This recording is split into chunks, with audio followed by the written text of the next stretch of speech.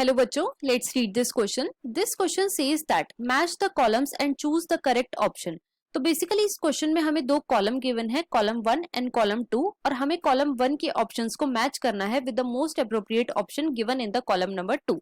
Right. अब अगर इस क्वेश्चन की मैं की कॉन्सेप्ट की बात करूं तो इस क्वेश्चन का जो की कॉन्सेप्ट है वो है geological periods. Let me right it over here. की कॉन्सेप्ट इज जियोलॉजिकल पीरियड्स. तो बच्चों जियोलॉजिकल पीरियड हमें बताते हैं कि अर्थ की हिस्ट्री में कैसे कैसे चेंज आया, पहले किसने डोमिनेट करा, कौन डिसअपियर हुआ, और उसके डिसअपियर होने के बाद दोबारा किसने डोमिनेट करा, फिर कौन डिसअपियर हुआ. तो जियोलॉजिकल पीरियड्स हमें क्या बताते हैं? They tells us about the changes in earth history. अब बच्चों जो अर्थ की एज है उसे हमने कुछ कुछ टुकड़ों में बांटा है. राइट. जैसे कि हमने उसे बांटा है इन ईरा, और ईरा को भी फर्दर हमने कुछ बांटा है पीरियड्स में. सबसे पहले हम बात करेंगे about the Palaeozoic era. Palaeozoic era. अब पेलियोजोइक एरा के अंदर काफी सारे पीरियड्स आते हैं, लेकिन हम बात करेंगे अबाउट द डिवोनियन पीरियड और Carboniferous period. Carboniferous period.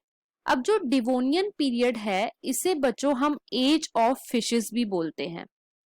As of fishes मतलब कि इस टाइम पे अर्थ पे सबसे ज्यादा डोमिनेंसी किसकी थी? फिशेस की थी. और इस पीरियड में क्या हुआ था?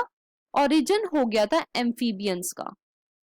Origin of amphibians. राइट. और जो कार्बोनीफेरस पीरियड है इसे हम बोलते हैं age of amphibians. Age of amphibians. अब ये जो कार्बोनीफेरस पीरियड है बच्चों ये आया था डिवोनियन पीरियड के बाद.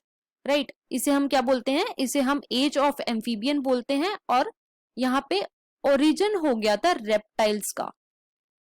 रेप्टाइल्स का ओरिजिन हो गया था.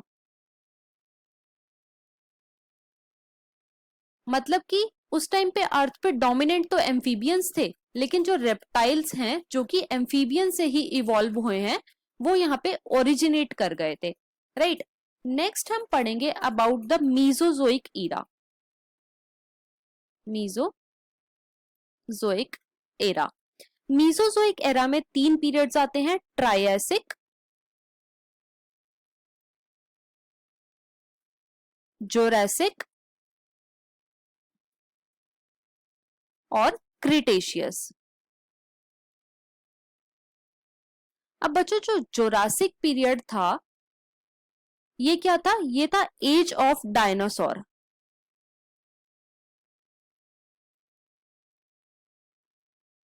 मतलब कि जोरासिक पीरियड में अर्थ पे जो सबसे ज्यादा डोमिनेट करते थे वो कौन थे? वो थे डायनासोर. और जोरासिक पीरियड में बच्चों जो जिम्नोस्पर्म थे, जिम्नोस्पर्म ये भी काफी ज्यादा डोमिनेंट थे. राइट. उसके बाद क्या आया? जोरासिक पीरियड के बाद आया क्रिटेशियस पीरियड, और क्रिटेशियस पीरियड में डायनासोर जो थे वो डिसअपियर हो गए थे. Dinosaur disappear. और जो एंजियोस्पर्म्स थे वो काफी ज्यादा डोमिनेंट हो गए थे. राइट. अब हम अपने क्वेश्चन को एक बार चेक कर लेते हैं. तो हमें कॉलम 1 के ऑप्शंस को मैच करना है कॉलम 2 के ऑप्शंस के साथ. तो ए में हमें गिवन है क्रिटेशियस, और क्रिटेशियस कौन सा पीरियड था? क्रिटेशियस ऐसा पीरियड था जिसमें डायनासोर जो थे वो डिसअपियर हो गए थे और एंजियोस्पर्म अपीयर हो गए थे. तो हम ए को मैच करेंगे 3 से. उसके बाद जोरासिक दे रखा है. जोरासिक क्या थी? ये एज ऑफ डायनासोर थी, और इस पीरियड में जिम्नोस्पर्म ने भी डोमिनेट करा था. तो हम बी को मैच करेंगे 4 से. नेक्स्ट हमें जो पीरियड दे रखा है वो दे रखा है कार्बोनीफेरस। कार्बोनीफेरस क्या था, ये थी एज ऑफ एम्फीबियंस और इसमें ओरिजिन हो गया था रेप्टाइल्स का, तो हम सी को मैच करेंगे फर्स्ट से। और नेक्स्ट जो हमें पीरियड दे रखा है वो है डिवोनियन, जिसे हम बोलते हैं एज ऑफ फिशेस, और इस टाइम पे क्या हुआ था, इस टाइम पे ओरिजिन हो गया था एम्फीबियंस का, तो यहाँ पे हम डी को मैच करेंगे सेकंड से, राइट। तो हमने ए को मैच करा थर्ड से, बी को मैच करा फोर्थ से, सी को मैच करा फर्स्ट से और डी को मैच करा सेकंड से। तो यहाँ पे जो हमारा मोस्ट अप्रोप्रिएट ऑप्शन हो जाता है वो है option number 1। So the final answer of this question is option 1. I hope you understood it well. Best of luck.